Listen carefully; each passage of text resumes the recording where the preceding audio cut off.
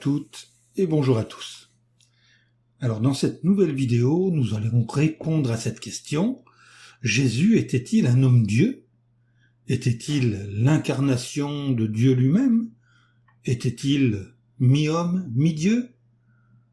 Laissons répondre la Bible.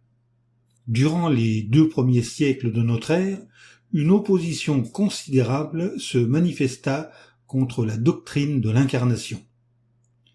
Les Ébionites, groupe chrétien juif du 1er siècle, soutenaient que la naissance de Jésus avait été naturelle, qu'il n'était pas Dieu incarné. Arius, qui était un ancien d'Alexandrie, qui vécut vers le début du IVe siècle, enseignait que Jésus et Dieu n'étaient ni coéternels ni coégaux, que Jésus était le chef de toute création, mais non d'une seule substance avec le Père.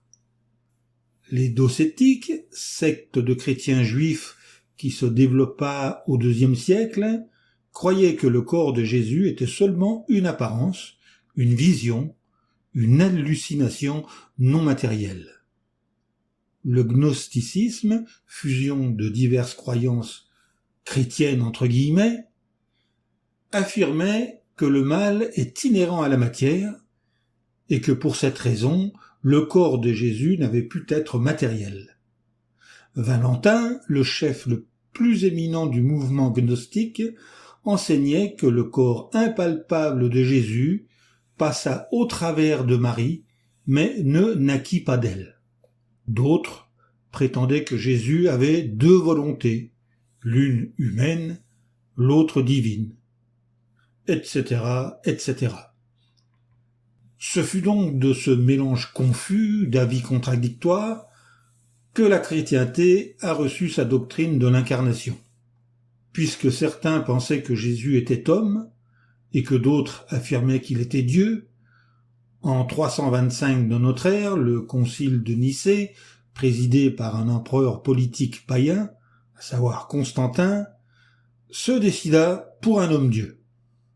Peu importe ce qu'un concile ou un homme quelconque ait déclaré sur la nature de Jésus. L'unique source digne de foi de la vérité religieuse est la Bible.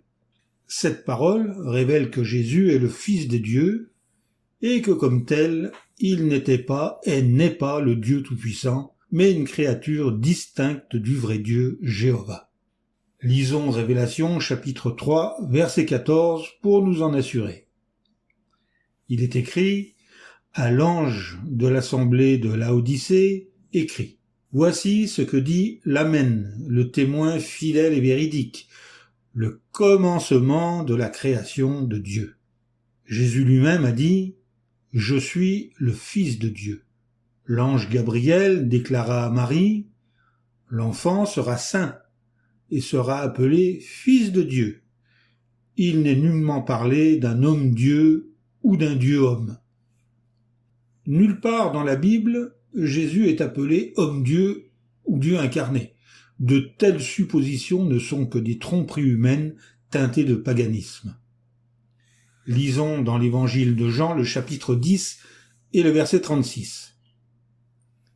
Mais moi, le Père m'a sanctifié, et il m'a envoyé dans le monde. Alors comment pouvez-vous me dire à moi, tu blasphèmes, parce que j'ai dit, je suis le Fils de Dieu? Dans les Écritures, il est fait allusion à Jésus comme étant le commencement de la création de Dieu, selon Révélation chapitre 3 verset 14 que nous avons lu précédemment. Il est la première création de Dieu, appelée la parole de Dieu ou Logos. Après le péché d'Adam, le Dieu Tout-Puissant décida d'envoyer son Fils unique sur la terre pour racheter l'homme du péché. Il devait devenir le second homme parfait, ou second Adam.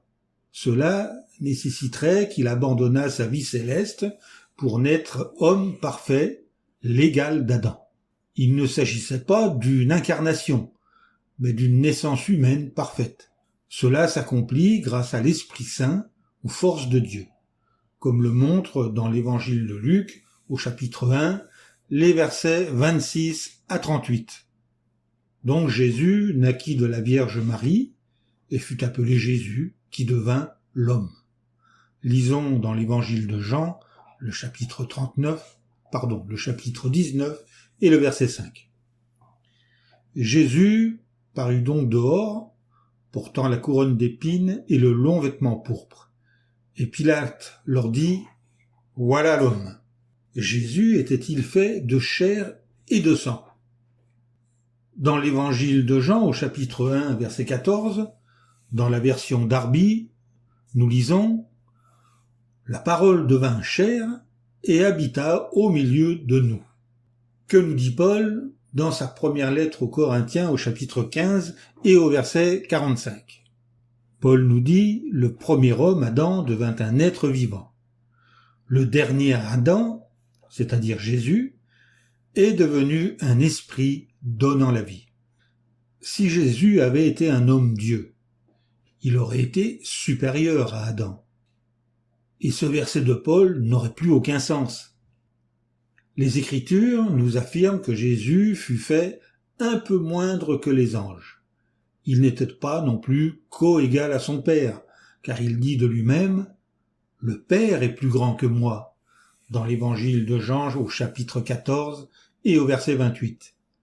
Si Jésus était une incarnation du vrai Dieu, alors il n'était pas le second Adam. Sa vie, sa mort et sa résurrection, tout cela serait un mensonge. La foi chrétienne serait vaine. Nous serions encore dans nos péchés, sans espérance. Mais rendons grâce à Dieu. Sa parole reste vraie. Le Christ est vrai. Il fut le second Adam, un homme parfait, l'égal de l'homme parfait Adam, avant qu'il ne pêche. Ce Jésus livra son âme en rançon pour plusieurs, nous dit Matthieu dans son évangile au chapitre 20 au verset 28 dans la version Darby.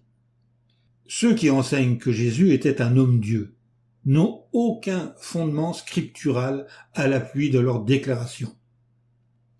Et voilà, nous terminons donc cet exposé par un dernier verset que nous lisons dans la deuxième lettre de Jean au chapitre 1 et au verset 7, où il est écrit « Car beaucoup de trompeurs sont sortis dans le monde, ceux qui ne reconnaissent pas que Jésus-Christ est venu dans la chair. Voilà le trompeur et l'antichrist. » Cette vidéo est terminée. Comme d'habitude, je vous dis soyez béréens, creusez la Bible, vérifiez toutes choses, et à bientôt pour une nouvelle vidéo.